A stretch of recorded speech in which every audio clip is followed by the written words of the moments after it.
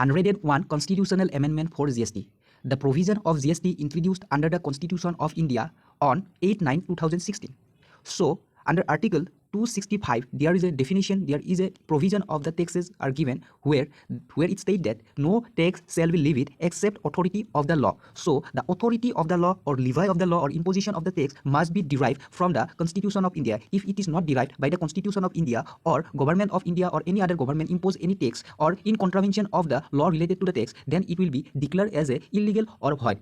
So therefore, the imposition of the tax must be derived from the authority of the law. Therefore, there must be some law or authority must be given under Constitution of India to impose GST. So under Constitution of India to impose GST, there are significant amendments were made where some of the amendments are as follow. Number 1, concurrent or simultaneously power on the Parliament and the state legislature to make law for imposing taxes on goods and services. So Parliament and state legislature shall have concurrent or simultaneous power to impose taxes on goods and services.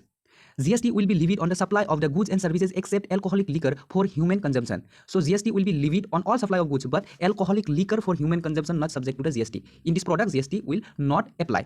And another important definition which is given under Article 366(12)(a) of the Constitution of India, where the definition of GST was given that GST means good and service means any tax, any supply of goods and services except alcoholic liquor for human consumption. Same definition was given, and as the definition of service is given under Article 366(26)(a) of the Constitution of India, where the definition of service is given. Service means anything other than the goods. So coming to the third point, Parliament has exclusive power to make law with respective of goods and services for interstate supply. Interstate supply means from one state to another. If any goods or supply was made or imported, then Parliament has exclusive power to make law on that subject. And coming to the fourth point, Parliament shall decide the principle for determining the place of supply. Who will determine the place of supply? The Parliament shall decide the principle for determining the place of supply and when supply takes place in the course of interstate trade commerce. So IGST Act will be applied. IGST Act 2017 will apply in the supply takes place in the course of interstate, or the principle for determining place of supply shall be determined in the Parliament.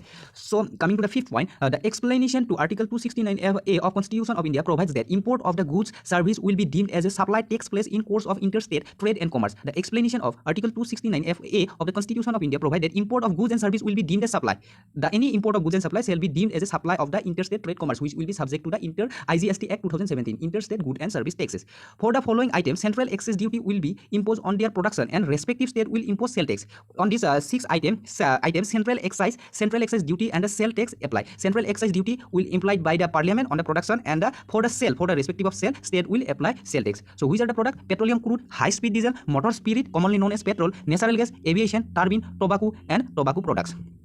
So coming to the last point, Article 279(a) of the Constitution of India empower President of the India to constitute GST Council, Goods and Service Council, under the chairmanship of the Union Finance Minister to recommend about the GST rate, valuation and other fundamental rules, exemption, future changes, return and the registration. So after the changes, after the amendment made under the Constitution of India related to the GST, soon after which the power to constitute GST Council was given to the President of India under the chairmanship of the Union Finance Minister. So all the valuable or all the principle or all the decision will made by the GST Council, which is under the Union Finance Minister. So the main function of the GST Council is to decide the rate, floor rate, valuation and other fundamental rule, exemption, future changes, return, registration, which tax will be subsumed under the GST, which product or which goods and service will be exempted from the GST, or any other related function or related any provision will be decided by the GST Council. That's all about the 101st Constitutional Amendment on the GST. Thank you very much.